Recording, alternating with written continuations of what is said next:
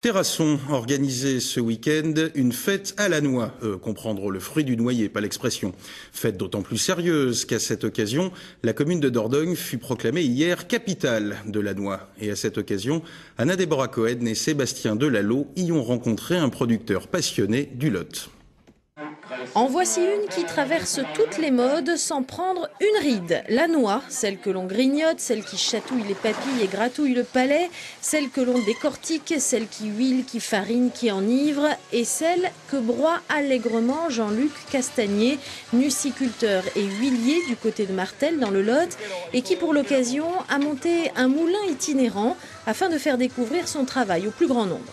On écrase les cerneaux pour les mettre en pâte, on les fait griller pour donner cet arôme et c'est là qu'est tout le travail et tout le talent de l'huilier. Si on fait trop cuire, elle sera un peu forte, un peu trop amère, pas assez cuite, pas assez fruitée. Alors il y a un juste milieu, un savoir-faire, une habitude, une culture aussi de région en région. En France, on ne travaille pas dans le centre de la France comme on travaille dans le Périgord. Et bon, c'est notre authenticité qu'on essaie de mettre en valeur. Alors, qu'y a-t-il donc à l'intérieur d'une noix ? Un goût qui en impose, mais suffisamment subtil pour séduire. Une odeur aussi, chaleureuse et sucrée. Je ne pensais pas que c'était aussi bon. La noix, généralement, on la mange sèche, nous en Bretagne.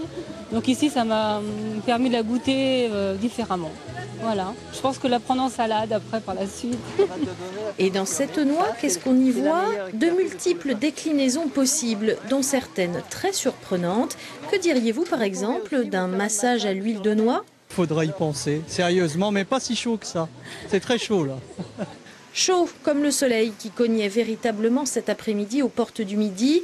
L'occasion rêvée de profiter des bords de la Vézère et de redécouvrir Terrasson, celle que l'on appelle désormais la capitale de la noix.